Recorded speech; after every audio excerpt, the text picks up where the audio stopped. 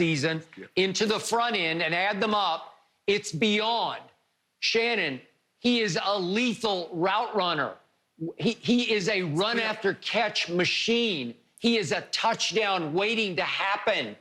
He is extraordinary. He is a more consistent catcher of the deep ball than Tyreek is. If you look at their 20-plus yard catch rate, let's just do last year. Catch rate deep.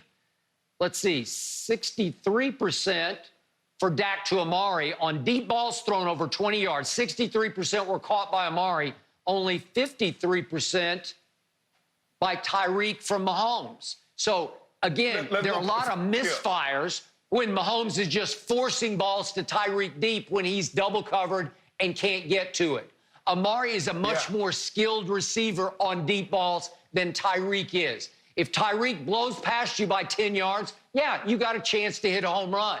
But listen, Amari, as much as I despised him on the road last year, at home against the Eagles and the Vikings and the Packers, they couldn't cover him.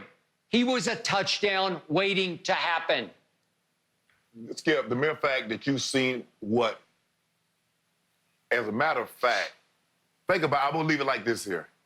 When did they double team Amari Cooper when they played when the Patriots played them? They put Stephon Gilmore on him and said, that's it.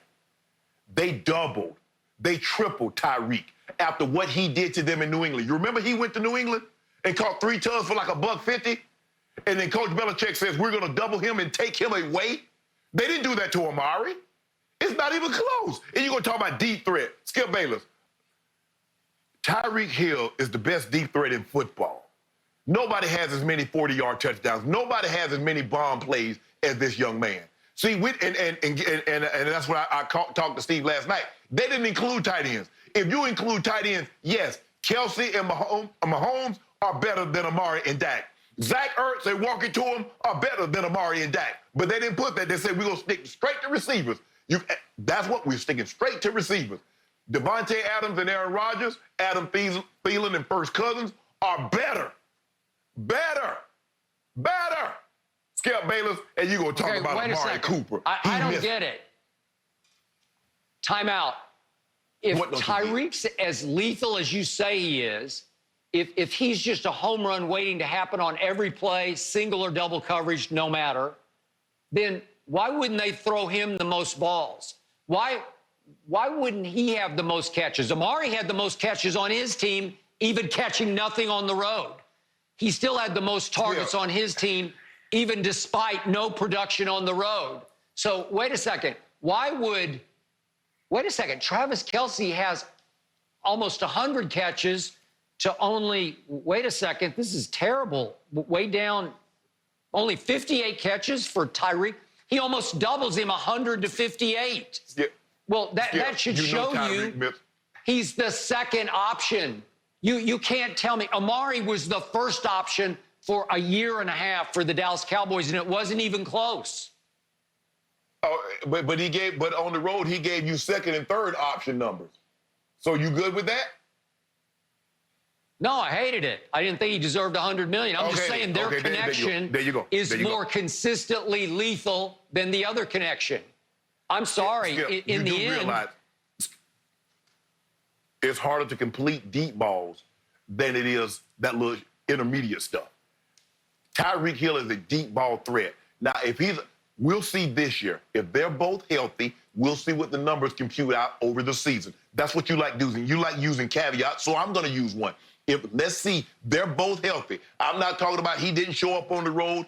Both of these guys are in uniform for 16 games. We'll see what the numbers say. I don't think we have any debate between the first two. I think you think Drew Brees and Mike Thomas, Julio and Matt Ryan. I can give you that. But I'm not. Did Aaron Rodgers and Devontae Adams, did everybody forget about them? Thielen and Cousins, do they not exist? If we're just doing wide receiver, quarterback, wide receiver combo, now tight end, if you throw those in there, everybody's going to have to come down. I'm dropping everybody down.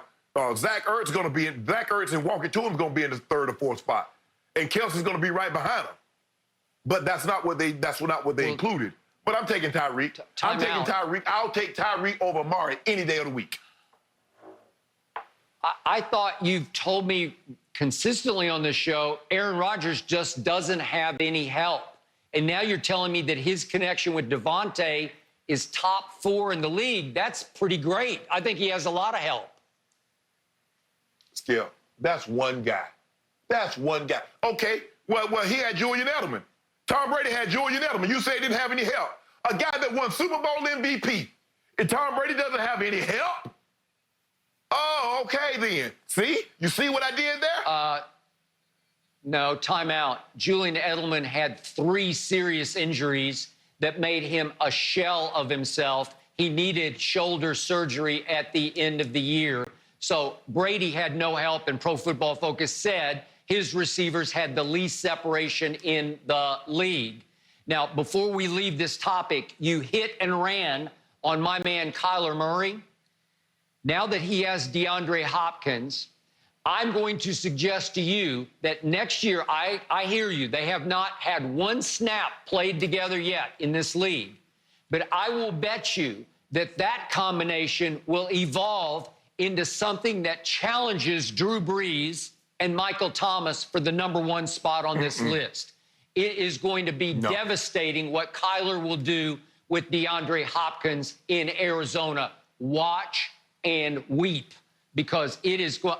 In fact, I could see this thing going 120 catches maybe next year for DeAndre, maybe 1,500 yards, maybe 15 touchdowns. It'll be big Michael Thomas numbers next year for a team that I'm already predicting will make the wild card, the Arizona Cardinals. Skip, you do realize, you remember that game against Philly in which Devontae Adams had that toe injury and missed like a month of the season? Oh, you remember that, right? Yeah. Because you quick to point out anytime Tom Brady, somebody can have a thumbnail or a toenail injury. Oh, Tom Brady, he got no help. The guy got a toenail. He need to get his nails filed. This guy misses time, and you don't want to acknowledge that. What are we talking? I thought I just talked about Kyler Murray, and now what are you talking about? You lost me on that one. I ain't talking about no Kyler Murray. I'm not talking about any duos that's not play. Skip, you can't say because Whitney Houston had a great voice, Marvin Gaye had a great voice, they're going to be the greatest duo ever. They've never sung together. Give me Marvin Gaye and Tammy Terrell. Give me Dolly Parton and Kenny Rogers. Okay, I've heard them. I've seen these other duos play together. We've never seen Kyler Murray and DeAndre Hopkins play together, so we don't know what they're going to be.